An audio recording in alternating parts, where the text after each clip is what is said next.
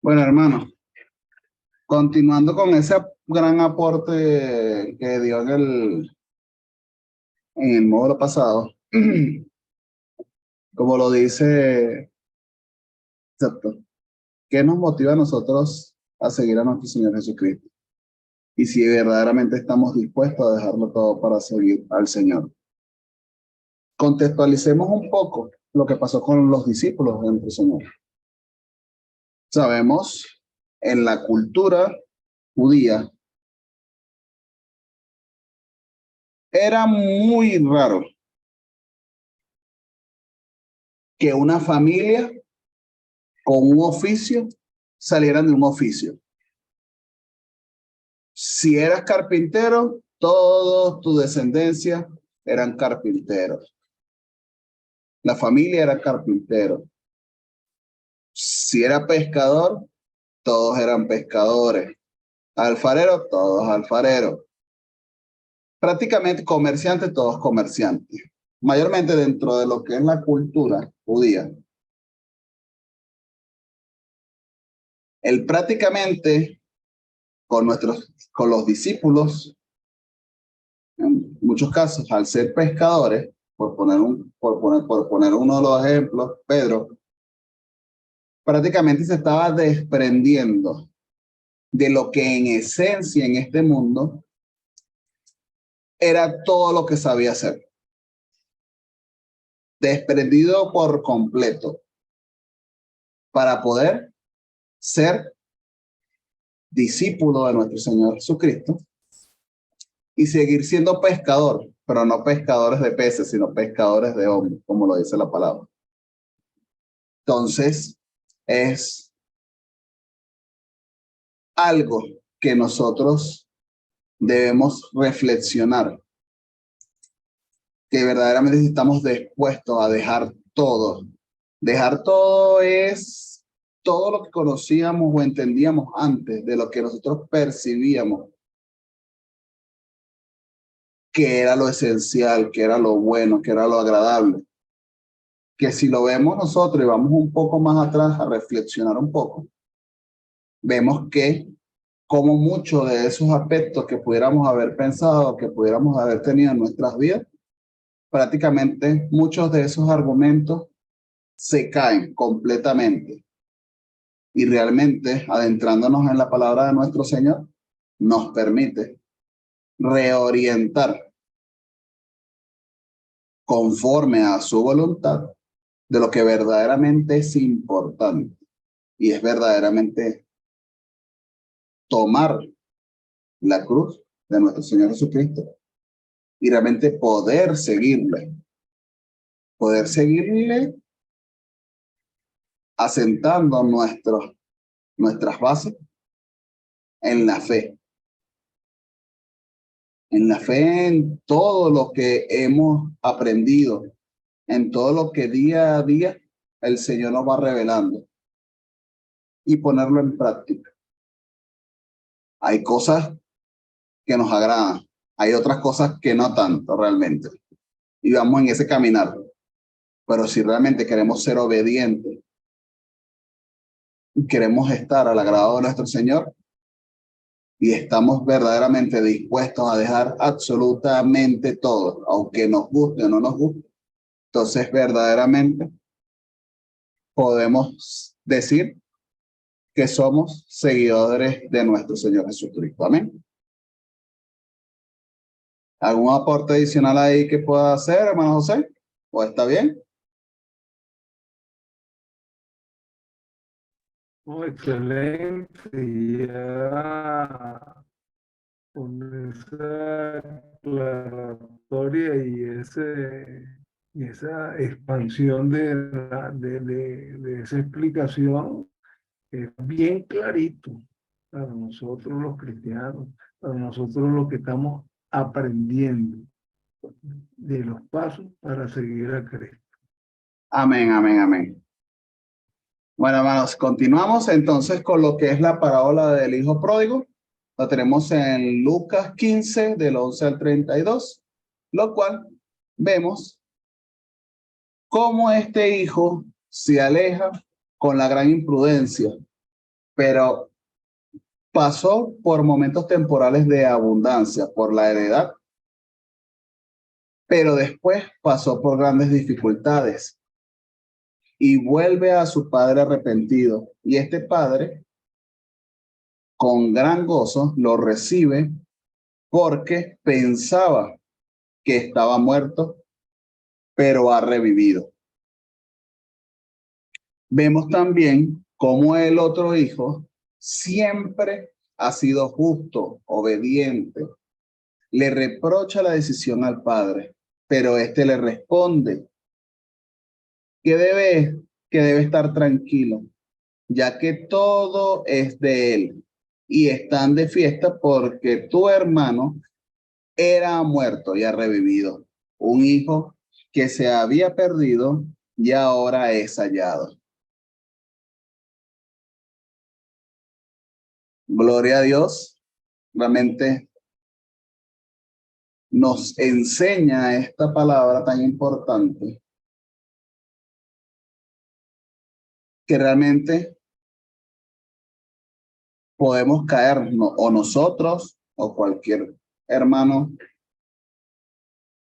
en ruina por nuestra propia imprudencia, dejándonos llevar por nuestras propias capacidades, lo cual podemos perdernos. Pero aquí nos enseña también que cuando volvemos al Padre es donde indistintamente, sean cual sean las circunstancias, debemos gozarnos porque volvió a su casa, volvió al Padre. ¿Cuántos hermanos, cuántos hemos visto y debemos estar en oración constante? Pero ¿cuántos testimonios podemos ver de hermanos que se han perdido y que se han alejado de la presencia de nuestro Señor? Y después de un tiempo, cuando quieren volver a los pies del Señor? Nosotros no somos quienes, como ese hermano, no somos quienes para estar juzgando. Realmente debemos nosotros gozarnos porque ese hermano ha vuelto y ha vuelto a la presencia de nuestro Padre y gozarnos realmente porque ha vuelto pensando que estaba muerto, pero ha revivido y ha vuelto otra vez a los pies del Señor. Es lo que nos enseña esta parábola maravillosa y la verdad que es de gran bendición. Vemos también lo que es la parábola del mayordomo infiel. Lo vemos en Lucas 16 del 1 al 15. Y es donde nos presenta, nos habla de cómo ser o cómo somos en la mayordomía. Sabemos y entendemos que somos mayordomos al servicio del Señor. Pero nos preguntamos, ¿verdaderamente somos fieles o infieles? Hay dos posturas, sin importar en lo mucho o en lo poco. Debemos servir con diligencia a un solo amo, ya que no podemos servir a dos señores. Es una decisión estricta de servicio y de atención. Y también nos permite reflexionar realmente a quién servimos, cómo le servimos y de qué manera le servimos. Somos mayordomos del Señor. Él es nuestro proveedor por excelencia. Él nos permite poder administrar sus recursos que simplemente son de él, pero nosotros debemos ser diligentes y debemos colocar todo en sus manos para poder ser esos mayordomos fieles que solo le servimos a nuestro Señor Jesucristo y a más nadie. Ahí es un hilo muy delicado donde a veces podemos estar confundidos con algunas circunstancias del mundo, pero debemos, en lo poco, ser diligentes y ser fieles en todo momento. Y veremos realmente la bendición de nuestro Señor Jesucristo en todo. Amén. Y tenemos también lo que es la parábola del rico y Lázaro.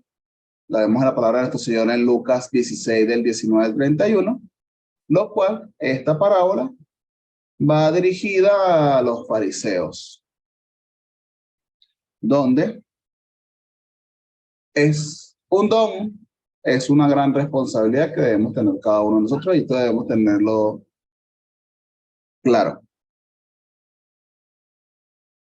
Esta parábola del rico y Lázaro fue dirigida a los fariseos. Los hombres son depositarios de los bienes de Dios. Les ha concebido y deben usarse en beneficio de los necesitados. El hombre que representa a los fariseos no era necesariamente un pecador vicioso, era más bien un ególatra que despreciaba y no sentía ninguna compasión por la gente desafortunada o miserable. No tenía espíritu cristiano ni nunca podía estar cómodo con Dios o con los cristianos. Como se hace la diferencia entre el hombre despiadado, como no le importa más que solo y su interés. Y quien es un hombre sencillo, que es la diferencia, un hombre sencillo, un hombre diferente, que era Lázaro, un hombre sencillo, un hombre humilde de corazón, lo cual tenía su recompensa en la eternidad. Amén. Bueno, en este punto, hermanos, continuamos entonces con este objetivo con mi esposo.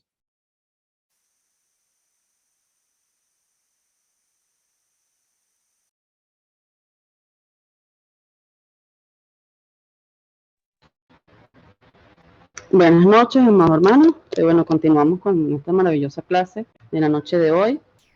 Una palabra que vamos a leer en el nombre del Padre, del Hijo y del Espíritu Santo, en Mateo 19, 13, 15, que nos dice lo siguiente.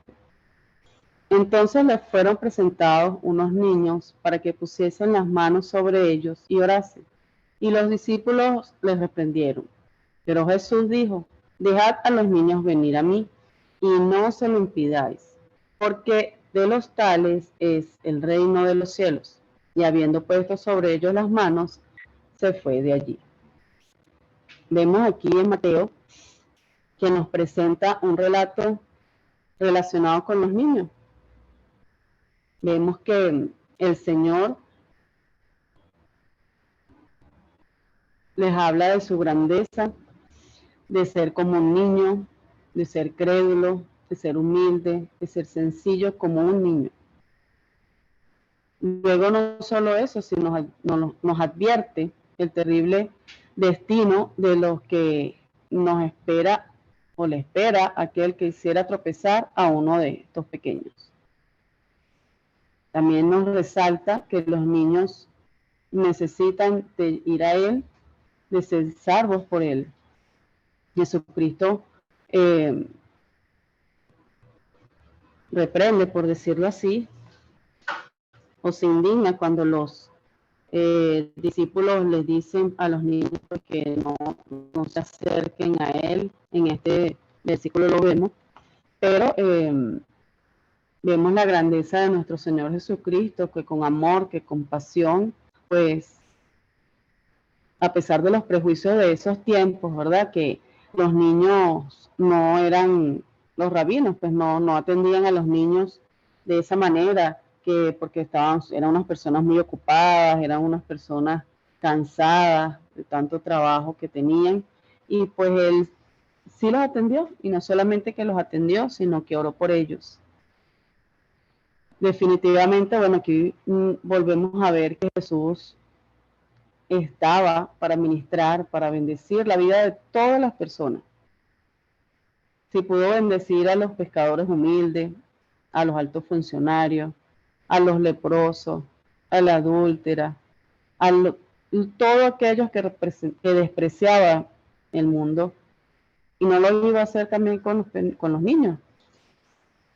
Aquí vemos que Jesús los atendió a todos, y especialmente atendió a estos pequeños que habla la Biblia.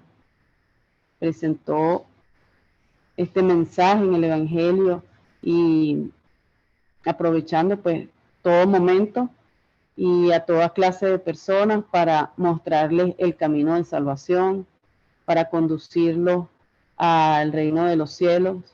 Decía que pues de los niños es el reino de los cielos, y quien no lo recibiera pues no entrará a él. Más adelante nos muestra en Lucas 18:30, nos habla aquí de el joven rico, el joven que llegó hasta él para preguntarle cómo hacía para ser salvo. Y Jesús, pues, esto resumiendo la palabra, pues Jesús le responde que si él conocía los mandamientos: no adulterarás, no matarás, no hurtarás, todos los mandamientos, y le responde pues que sí, que los conocía todos, incluso, bueno, los seguía. Y entonces, bueno, Jesús le vuelve a preguntar, oyendo pues que el joven sí tenía conocimiento de los mandamientos, que bueno, que le faltaba solamente entonces una sola cosa, que era él pues vender todo lo que él tenía, dárselo a los pobres, y bueno, ya tendría tesoros en el cielo, y ven y sígueme. El joven pues oyendo todo, que no se esperaba, por supuesto, que no se esperaba esa respuesta, pues se entristece y pues no, como que no dijo palabra, pero con su cara lo dijo todo. Bueno, Jesús, al ver que el hombre se había entristecido, que el joven, explica pues que difícilmente entrará al reino de los cielos los que tienen riquezas, porque es más fácil pasar un camello por el ojo de una aguja que entrar un rico en el reino de los cielos. Luego Pedro dice la palabra también, que le pregunta a Jesús que entonces, ¿quién será salvo? Que ellos habían dejado todos, habían dejado trabajo, como lo hablábamos anteriormente, habían dejado varias cosas para seguirlo. Y él le dice, bueno, de cierto os digo que no hay nadie que haya dejado casa, o padres, o hermanos, o mujer, o hijos, por el reino de Dios, que no haya de recibir mucho más en este tiempo y en el siglo venidero de la vida eterna. Aquí vemos, y eso lo conversamos en una de las clases, que vamos a recordarlo, que el ojo de una aguja se refiere pues a una puerta pequeña que se halla de una puerta mucho más grande, que era la entrada de las grandes ciudades. Como vemos en este caso, bueno, Jerusalén tenía una puerta como esta.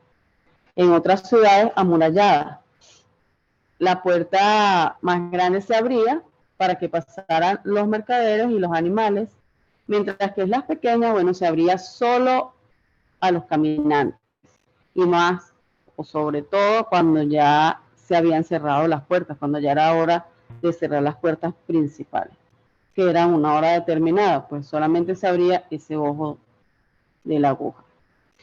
Por lo tanto, pues esa puerta pequeña o esa aguja no podía pasar animales grandes. Y sabemos que los camellos pues son animales muy altos, y si les colocan también las mercancías o todas aquellas cosas que traían muchos caminantes, pues no podían pasar por esa puerta pequeña. La única manera pues era despojarlo de todo, inclinar a los caballos y pasar. No era difícil, pero tendría que agacharlo y despojarlo de toda la carga, arrodillarlo y hacerlo entrar casi que bueno arrodilladito.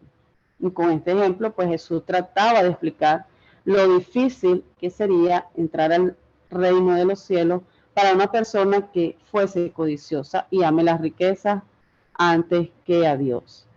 Y entonces es muy importante aclarar, hermanos, que no es que Dios no desee que nosotros tengamos propiedades, tengamos casa, carro, trabajo, tengamos quizás una buena posición.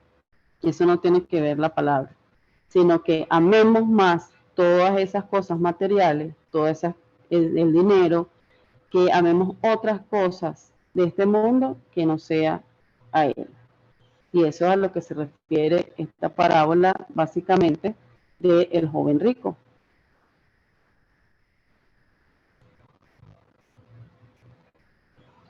Pasamos a una parábola, a otra parábola de los obreros de la viña. Esta parábola trata del reino de los cielos también, que nos explica aquí nuestro Señor que pues era semejante pues a un hombre de familia que salió a contratar obreros para su viña. En esta parábola vemos, y ahí están la palabra Mateo 21:16, para que luego la lean ustedes, hermanos, es bien importante. Yo lo estoy resumiendo por cuestiones de tiempo, pero sí me gustaría que ustedes la leyeran en sus hogares. Es un hombre que, bueno, que salió a contratar obreros para su viña y habiendo convencido con los obreros en un denario al día, los envió a su viña. Él salió de temprano, pero iba pasando las horas, hermanos, y él iba buscando obreros, iba buscando obreros, iba buscando obreros.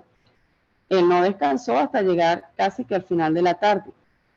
Cuando llegó el final de la tarde, llama a todos los obreros para pagarles, y pues comenzó a pagarles a todos el mismo dinero que le había ofrecido, el mismo denario que les había ofrecido.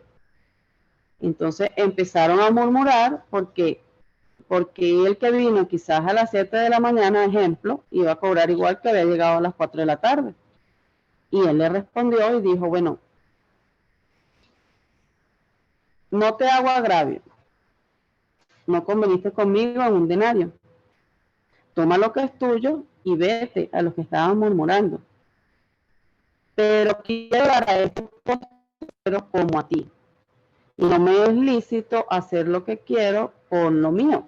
O sea, ese era su dinero y pues él lo repartía como él le convenía, como él quería.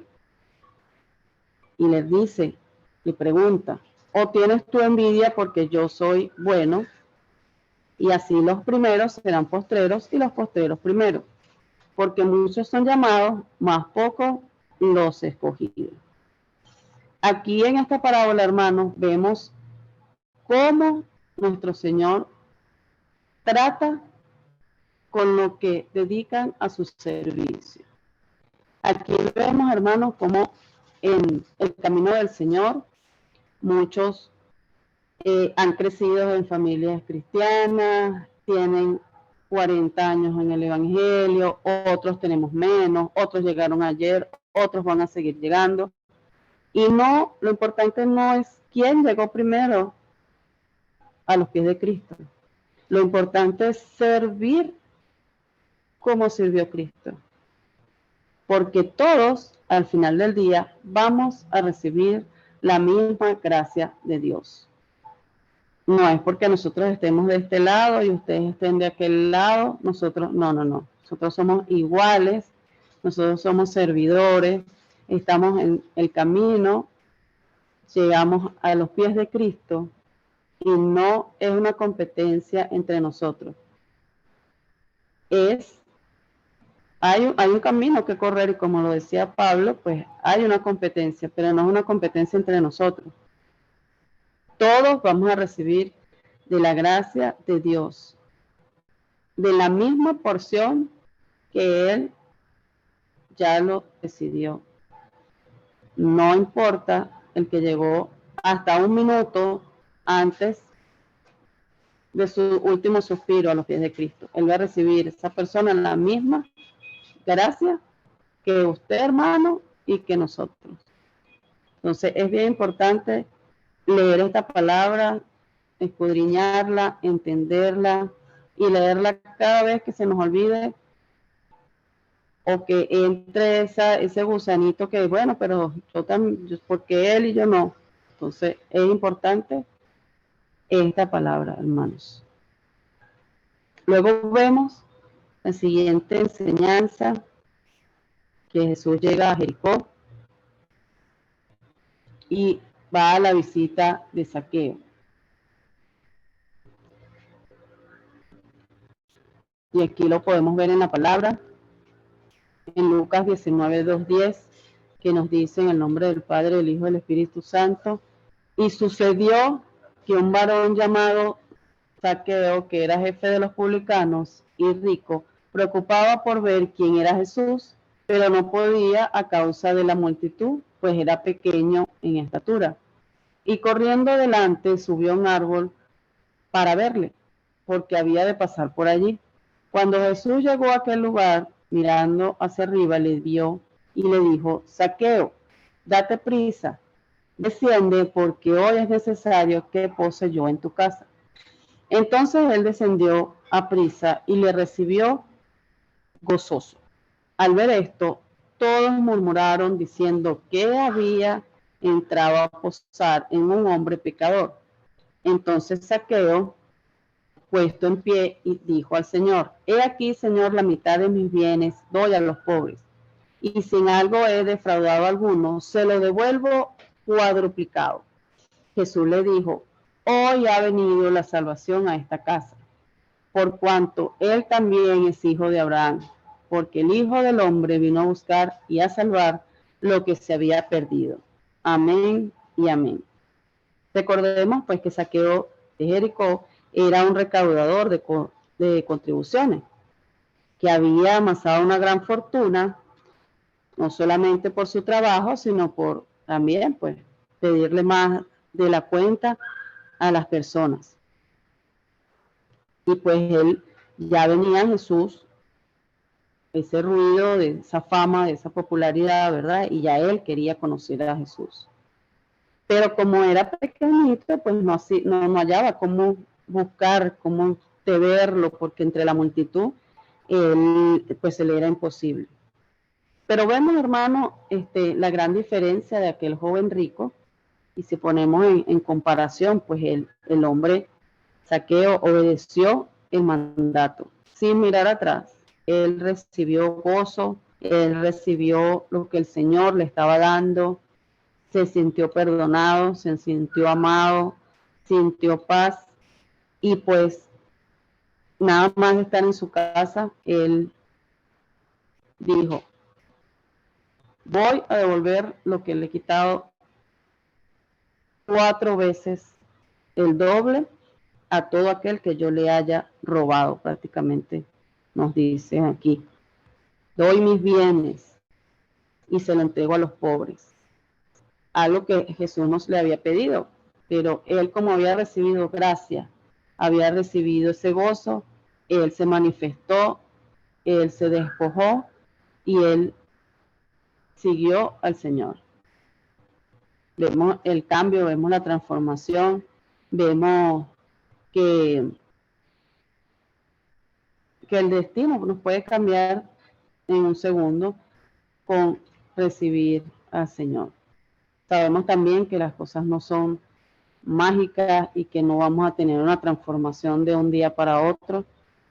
Lo hemos conversado, esto es progresivo, pero el primer paso o el paso gigante es el recibirlo, él es reconocer las fallas, pedir perdón y pues hacer ese cambio de corazón. Vamos a otra enseñanza bien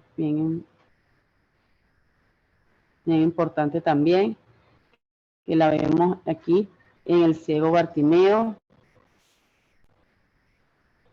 Vemos la palabra en Marcos 10, 46, 52, que dice: en el nombre del Padre, del Hijo y del Espíritu Santo. Entonces vinieron a Jericó, y al salir de Jericó, él y sus discípulos y una gran multitud, Bartimeo el ciego, hijo de Timeo, estaba sentado junto al camino mendigando.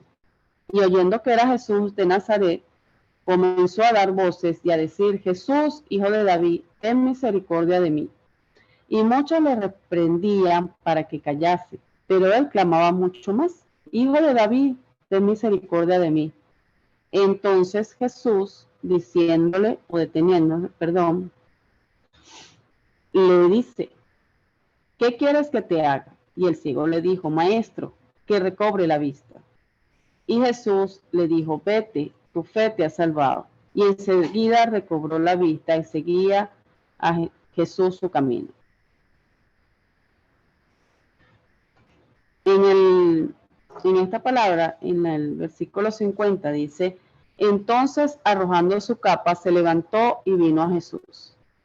Y es bien interesante porque si nosotros escudriñamos y entendemos la palabra, lo que nos quiere decir aquí nuestro Señor, el arrojar su capa es para nosotros despojarnos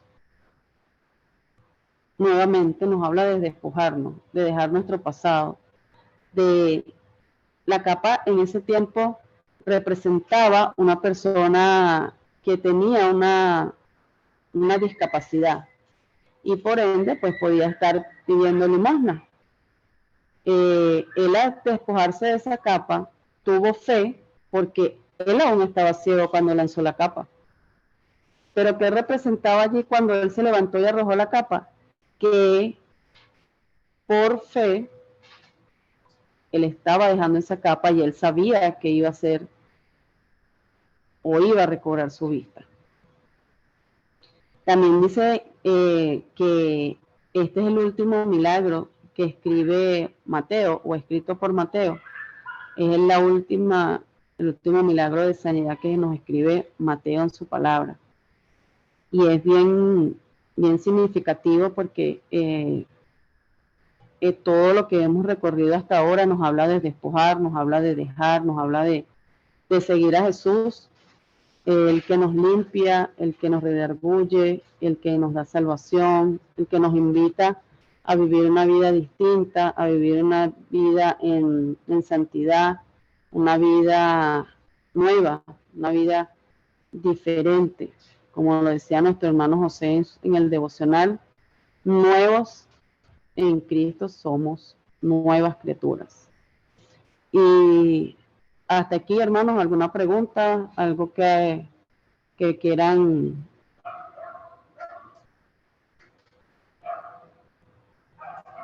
mencionar, que quieran agregar? ¿Vamos bien? Sé que es un poquito extenso pero es bien importante. Vamos bien, profe, gracias. Excelente, todo Gracias. bien. Gracias, hermana Rosaura. Sí, profe, vamos bien. Gracias. Bueno, entonces seguimos. Seguimos, que nos quedan 5 minuticos. Bueno, vamos a tratar de continuar entonces. Estamos en otra enseñanza, aquí en Mateo 20, 17, 19, que nuestro Señor pues vuelve a anunciar que pronto venía su muerte. En la palabra aquí en Mateo 10, 32, 34, nos dice que iba por el camino subiendo a Jerusalén y Jesús iba adelante y ellos se asombraron y le seguían con miedo. Entonces, volviendo a tomar a los 12 aparte, les comenzó a decir las cosas que le habían de acontecer. He aquí subimos a Jerusalén, y el Hijo del Hombre será entregado a los principales sacerdotes y a los escribas, y le condenarán a muerte, y le entregarán a los gentiles, y le escarnecerán, y le azotarán, y escupirán en él, y le matarán, mas al tercer día resucitará. Una vez más, pues también los discípulos no entendían, pero él trataba de concientizarlos a lo que iba a suceder. Y aunque los apóstoles no comprendían, pues él lo seguía anunciando una y otra vez, para que ellos de igual manera iban, cuando sucediera, pues ya no los tomase de sorpresa. Luego vemos en Mateo 28, una petición que le hace Santiago y Juan. Bueno, la palabra nos dice que fue la madre de ellos. Resumiendo, dice que la madre de Juan les llega hacia Jesús y les dice, pues que postrándose ante él y pidiéndole, les dice que le dice lo siguiente. Ella le pide que ordene que en su reino se sienten sus dos hijos, uno de la derecha y uno de la izquierda. Y entonces Jesús le dice, no sabes lo que estás pidiendo, mujer. Ellos podrán beber de mi vaso y beber y ser bautizados con el bautismo que yo soy bautizado. Y ellos dicen, responden, ellos no se quedan callados, sino dicen, podemos. Y él les dice, a la verdad, de mi vaso beberéis, y con el bautismo que yo soy bautizado, seré bautizado. Pero el sentarse a la derecha y a la izquierda no es mío darlo, sino de aquellos para quienes está preparado por mi Padre. Cuando los otros discípulos pues oyen esta petición, se enojan, pues obviamente, porque ¿qué están pidiendo estos hermanos a Jesús? Y Jesús, bueno, le dice, sabéis que para gobernar las naciones se enseñorean de ellas, y los que son grandes ejercen sobre ellas potestad. Mas entre vosotros no será así, sino que el que quiera hacerse grande entre vosotros será vuestro servidor. Y el que quiera ser el primero entre vosotros será vuestro siervo.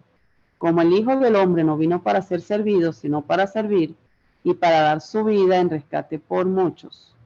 O sea, aquí vemos que nuevamente, o una vez más, vemos que el Señor vino para servir, no vino para ser servido.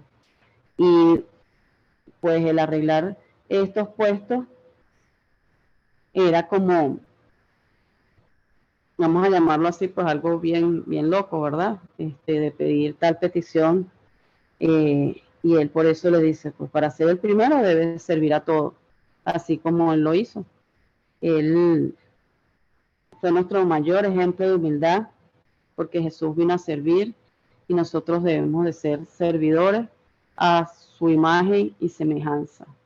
Llegar a ser como Jesús, ese servidor siempre, servidor para todos, servidor no solamente en nuestro ministerio, sino para todos aquellos, nuestra familia, nuestros vecinos, a todas las personas, como lo hizo Jesús. Hermanos, nos queda poquito, se está a punto de caerse, vamos a salir y volver a entrar y proseguimos con esta enseñanza.